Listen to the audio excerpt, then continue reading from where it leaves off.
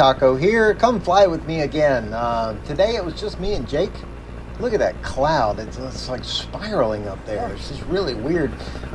So it's just me and Jake today. He actually got a great video, which I've already posted, of my launch here.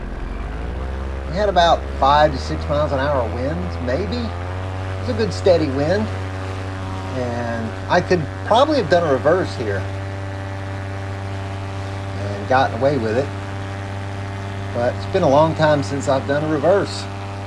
This is an hour-long flight, so what I did, if you've seen the raw version or even looked at it, I've cut out a lot and gone really quick.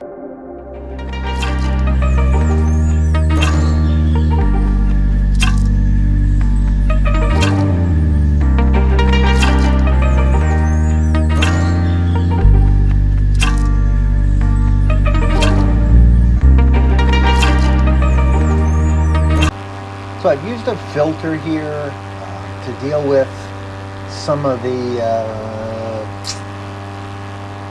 bad parts of the Insta360 or the problems it has with color, which a lot of cameras and phones and digital things have these days. I think I got it pretty true to reality. I dropped in a filter on or a LUT that I downloaded for Adobe Premiere called Morning Glory. And since this was a morning flight, I think I did pretty well. I tried to get it as realistic as possible. The sunrise was just gorgeous. And off to my right, you can't see it as much right now, but off to my right, you can actually see the sun rays converging again. So the sun is being split by several clouds, and you can actually see some sun rays converging in the distance here in a little while. I'm waiting for Jake to take off, and I just told you that on the video. This was a rare moment when I didn't tell him I was flying, he didn't tell me he was flying, but the weather just looked so good that I showed up to the airfield and I was trying to take off at official sunrise. I wasn't sure if my strobes were charged, so I was trying to take off right at official sunrise. And when I was almost done setting up, Jake showed up.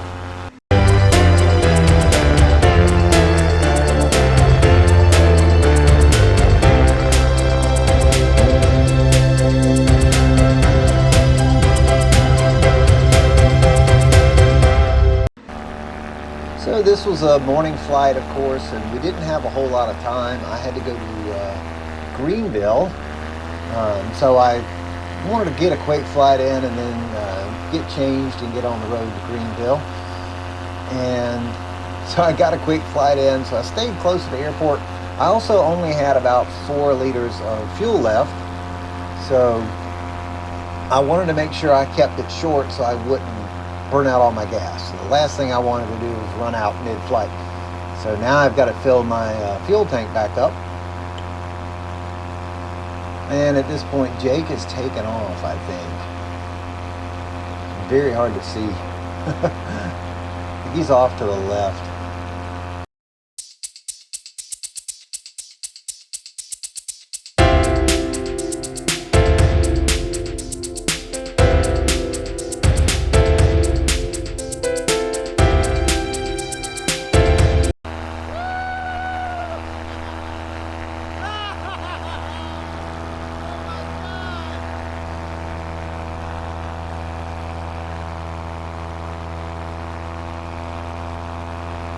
So Jake's, I think he's behind me at this point. I thought I saw him. I'll find him here in a minute. I didn't even fill my smoke machine this time. Running a smoke, it's nice, it's fun, but it's kind of get expensive. It takes a liter at a time, and I've got half a gallon left, and a gallon of mineral oil is about $20. So there he is. So if I burn a full tank of smoke every flight, that's $5 a flight just in smoke, and I don't need to do all that. So, and also apparently you have to rebuild the silencer inside the muffler. It's the last tube that sticks off is, they call it a silencer. And it works exactly like a silencer for a gun. In that it has baffles and cloth and stuff in it, so it gets plugged up with the mineral oil.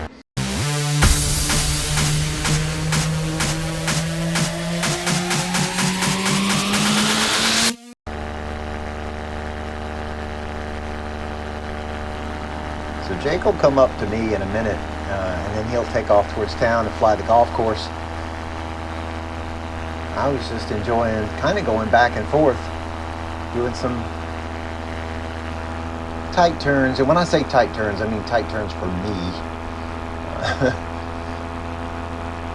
I'm not nearly doing, I'm not even putting my glider on the horizon yet, but I do some decent turns. This gorgeous sunrise through the clouds. And the clouds were supposed to be 100% at 1,800 feet. When I left the house, I was like, that isn't 100% worth of clouds. And so by the time I took off, I looked at the weather prediction again, and it was saying maybe 5,000 feet of clouds, but again, not 5,000 feet of clouds. The other app I was using said clouds at 20,000 feet broken, which looks more like what we got. You can really see the sun rays and the cloud shadows converging in the distance there. It's almost like a second sunrise on the other side of me. Just amazing. And here's Jake above the horizon. Well, it's a cool morning. I mean, it's still August. It was second to last day of August. So it still gets warm in the afternoon, but this morning it was cool. And I wanted to go, I was planning to go above the clouds at 1,800 feet, but there weren't any. And so I popped up here and I said, you know what? I could probably make 5,000 today.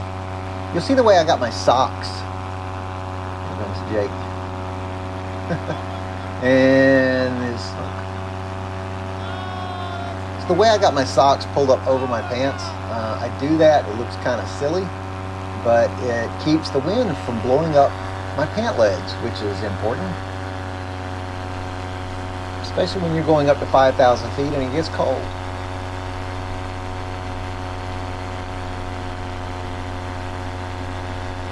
I did get a couple of good pictures. I don't usually like messing with the phone so much. I like just relaxing and flying, but I did get a couple of good pictures of Jake.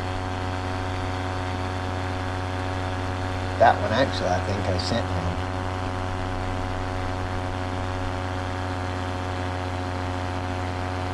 I do look at gaggle quite a bit on this trip.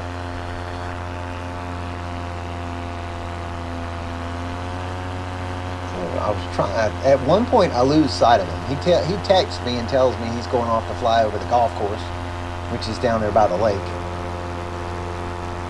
So he texts me and he's like, "Hey, I'm going to fly the golf course." Well, I didn't want to get that close to town or the lake, so I just kind of stick around up here and go back and forth. There's my mid-flight crisis sticker. If you're a follower of mid-flight crisis, send him an email.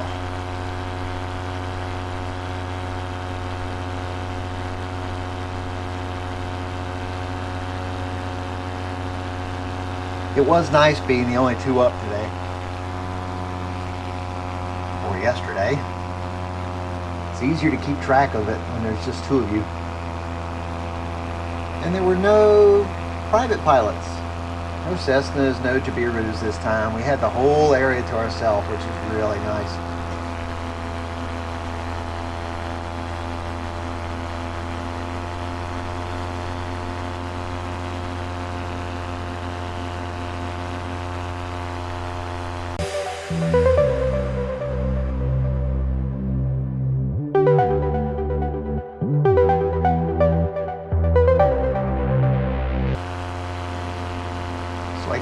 By now is about where I'm hitting 5,000 feet. I need to go back and check the log. I think I'm hitting 5,000 feet here. The air itself was a little bumpy, a little bit gusty down low, And every now and then I would rock a little, but the higher I got, the nicer it seemed, up until I hit 5,000 feet. It started to get a little bit bumpy again, right as I crossed into 5,000 feet, but that was my goal. So I hit 5,000 and my hands started getting cold. You'll see here in a little while where I actually stick my hands inside my pullover there. I get cold enough where I need it. Now notice it's not a hoodie. A hoodie could be a bad thing unless it's tucked up under my helmet. A hoodie could be bad because if it got through the net back there, it could catch on the prop. So no hoods.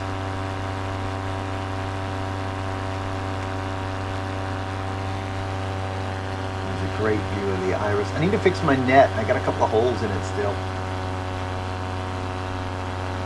No biggie, but if I don't fix it now, the rest of it will start unraveling and it becomes a bigger pain later. But it's not really hurting anything.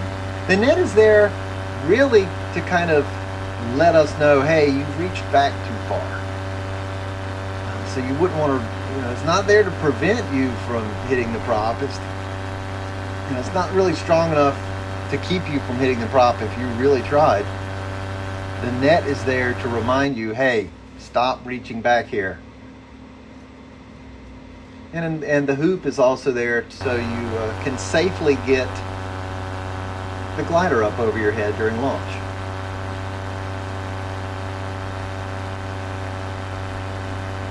Speaking of the glider being overhead,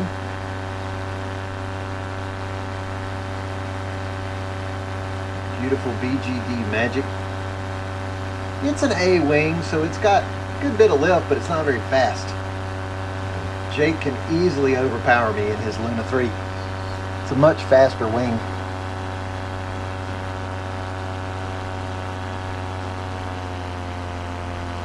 But now I'm looking north.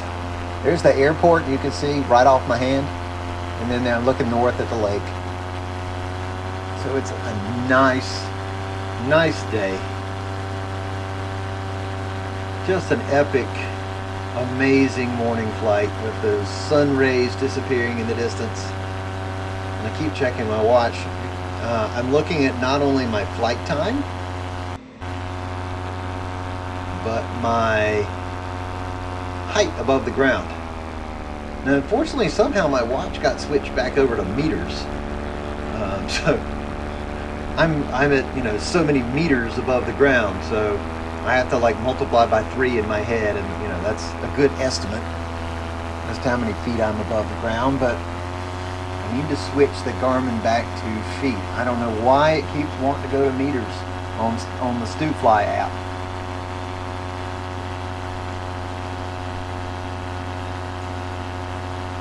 Not sure if you can see it, but I do come level here with a sort of haze.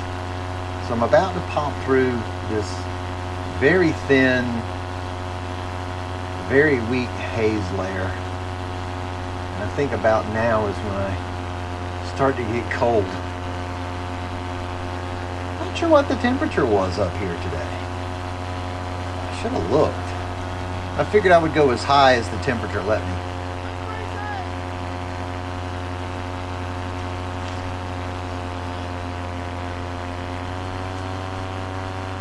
And unknown to me, see what happened was, Jake flies the golf course, and then he goes south somewhere over town, I'm not sure where, and then he gains altitude and he comes up to 3,000 feet.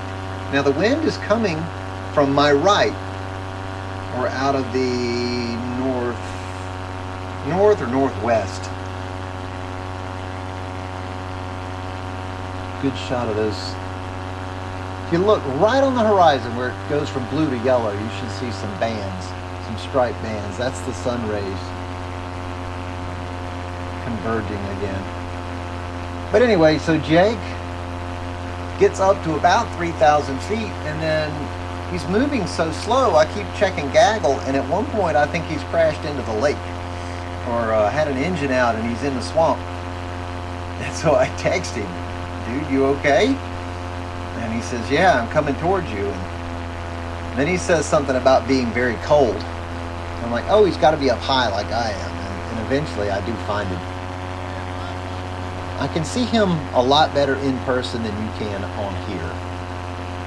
So if you're watching here and you're like, oh my God, they could have run into each other. No, I can see him a lot faster than you can on the video, of course. Yeah, that looks like 5,000 feet to me. Oh, there goes my left hand. I've still got my hand on the throttle, but I'm sticking it in my pocket.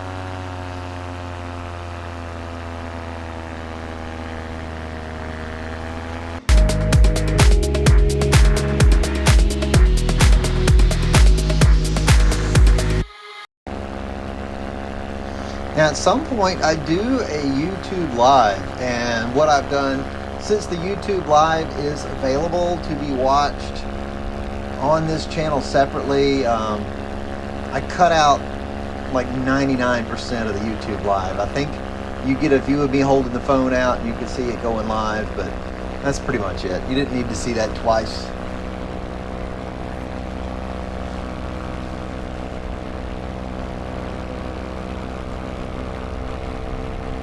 And I'm just kind of going back and forth. I'm looking for Jake, and I think I'm coming down at this point. I've made it to 5,000 feet, so I'm going to slowly start descending. Those pants that I'm wearing, those are they're meant to be a jogging, like a cold weather or cool weather jogging pant. I think they came from Costco, and they're just so smooth. So not only do they keep my legs warm, but when I do a botched landing, they slide across the grass really nicely. I think that pullover came from, I think it came from Costco. It may be a Columbia thing. I may have got it at Columbia Outlet. I can't remember. It's really thin, but it is warm. And I've got a t-shirt on under it, so it certainly is nice to be able to take off and fly with some minimal clothing for 5,000 feet. I think those are my Skechers slip-ons. I've never worn Skechers. Yeah, they are.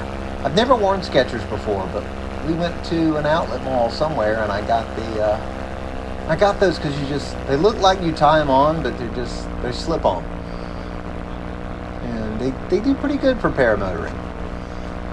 I'm not scared they're going to fall off, but they're comfortable. I think I do like my Hokas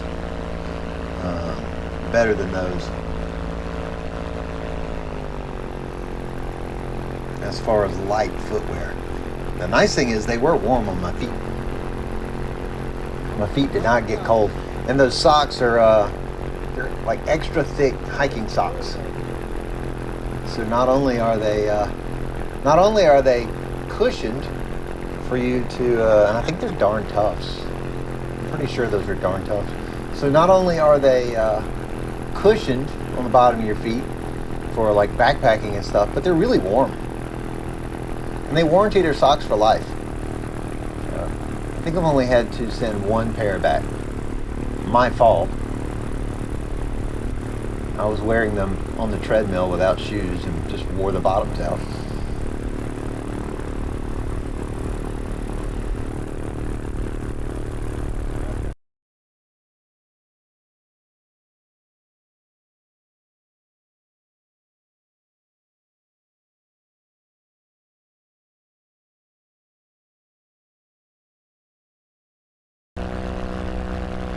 So really you don't need like a really fancy flight suit or anything like that. Yeah, they're nice to have, but if you have some warm outdoor clothing, it's just fine. And you can tell I'm just above that haze layer. And I'm going for the YouTube Live thing. But you can tell I'm just above the haze layer. Especially right there on the left side of the screen. It looks almost like I'm looking at the top of a lake.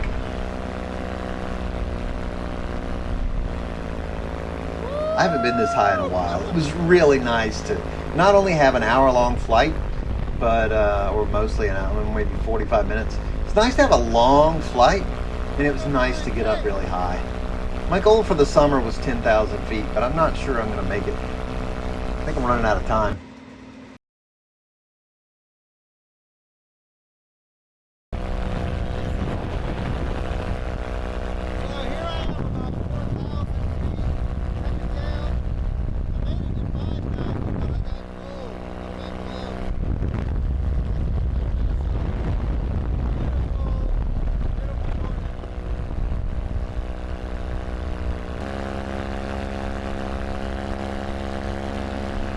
I had problems with the YouTube Live. Was it cut out on me once and I lost all my viewers, and then it came back on, and then for whatever reason people could hear me talking into the phone on the live stream,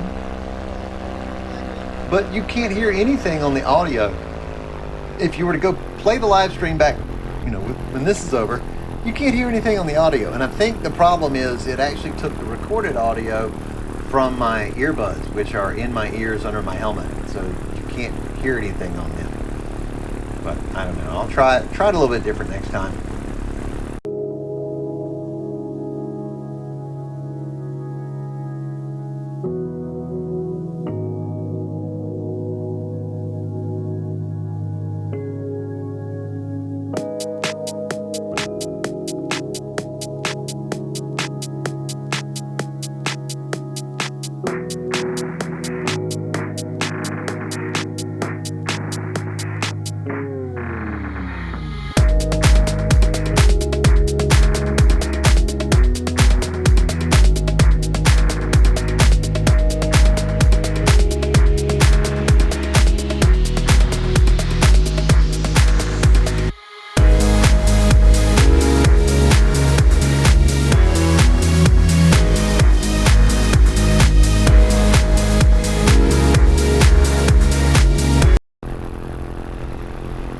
Okay, so I'm looking at my phone on Gaggle again, and I think I'm pointing out where Jake might be, where I think Jake might be. Never did find him down low. I need to look at Trevor Steele's website again. I have my phone case and my radio case attached to my torso strap, but as you can tell, it pulls the torso strap way down my chest, so it's really kind of sitting on my stomach. And for some reason Gaggle got like reversed, so I was trying to figure out how to get it back to pointing in the direction where I was going. For whatever reason Gaggle was showing me north up, which was behind me, so everything was reversed. I don't think I ever did figure it out. I think I just gave up. But that's what Gaggle looks like, and it's got a ring, like a 1 mile and a 10 mile ring. And then, of course, the lake. And I tried to orient myself, like, where is Jake? I do know he's over there somewhere to my left, but I never did find him.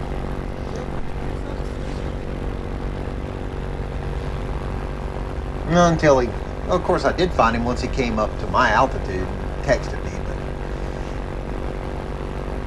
that's here nor there. I need to go check Trevor Steele's website. He had some chest rigs that looked pretty neat. Basically a little tiny like fanny pack thing that straps to your chest.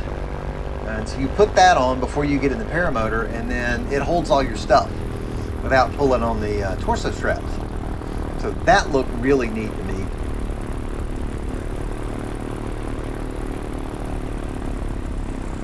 And then I would have like another pouch, because right now my you see my oil pump on the left hand side, or you can just barely see it for the smoke system. So my right side pouch is not very useful in flight. I keep when I land, I put my prop hub in there, but in flight it's not very useful.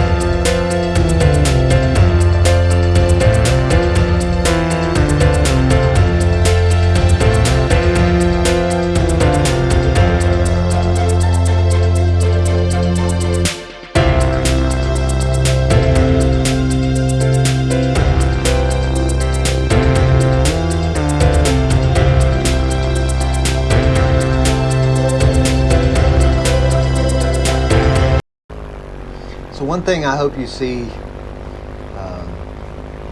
once I swing around here again, there's a neat sun patch on the ground. It's kind of a shadow being cast. At this point, I'm just kind of slowly descending. I'm looking for Jake. Getting ready. Yeah, right out in front of me. There's a sun patch, right section, and then there's you go a little bit farther out past that other lake. There's a shadow. So it's if you've ever driven along and seen the sun coming through clouds, and you see those like fingers or shadows being cast by the clouds. Like now I'm in one of those sunbeams. So it's just really incredible experience. Really neat, just flying through a sunbeam. And here comes Jake. Finally found him.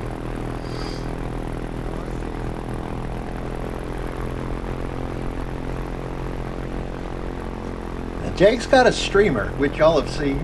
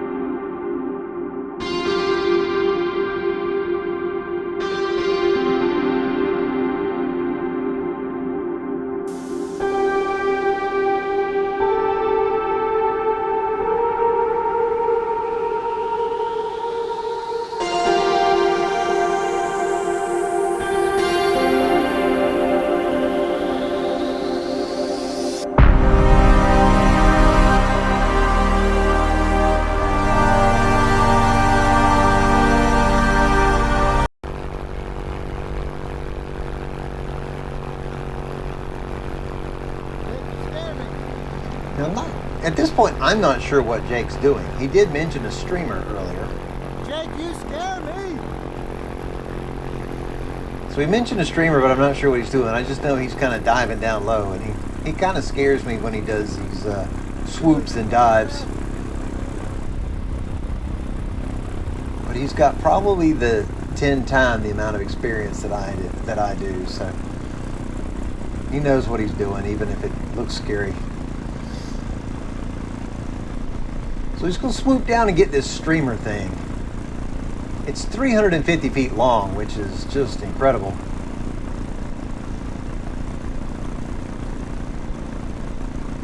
I'm not sure what that is in meters. Probably 110 meters, maybe.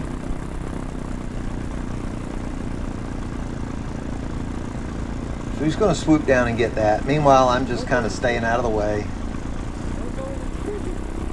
Slowly losing altitude.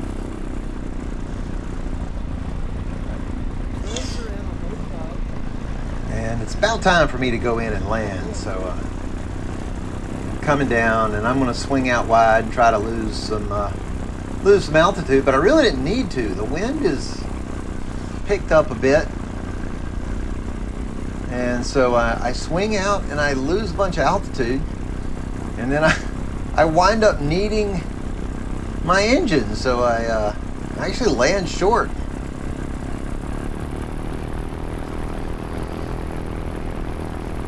Shorter than where I wanted to. I did get in the general vicinity. I mean, I'm inside that kind of oval shape between the taxiway and the runway, but I do land shorter than the car. It's nice to land right even with the car. You don't have to walk as far when you land.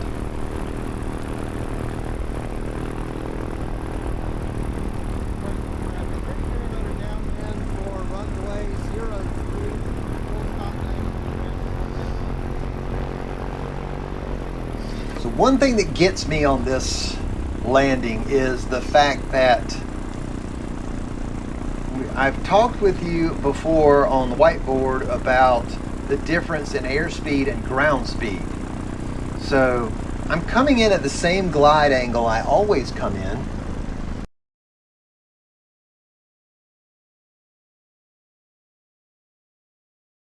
The problem I have is that you're going through the air mass forward, but the air mass is moving against you. So it makes your approach angle seem a lot steeper or feel a lot steeper. You're going through the air at the same rate, but it makes it seem a lot steeper. So the ground comes up a lot faster. In your mind, anyway. So you'll see here in a minute, when I come in to land, the ground looks like it's coming up to me way fast. And I start to pull a little bit of brake, and then that ground's still rushing at me. So I pull a little more, and two things happen. One, I just kind of, I'm not gaining or losing altitude. I'm just kind of maintaining a straight line, and the wind shifts just a little bit to my right. So as I go to land, it pushes my glider to the left. So you'll see me actually float. Oh, there's Jake. That 350 foot streamer. Oh, he's still got some smoke left too.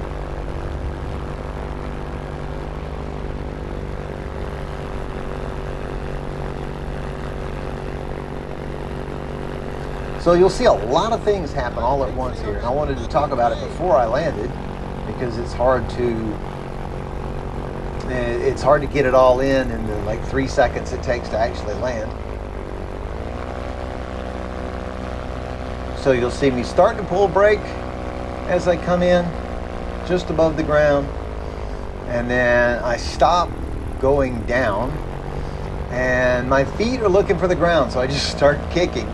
And I realized, whoa, wait a minute, I think I flared too high. And I sort of just kind of drop in from about a foot, almost like, jumping off a tree stump with the paramotor. But I just, with the wind being strong enough, it just kind of sits me down. So it's almost like sitting down, Indian style. And then because the wind's coming from my right a little bit, it pulls my glider to the left and it pulls me over. So watch this.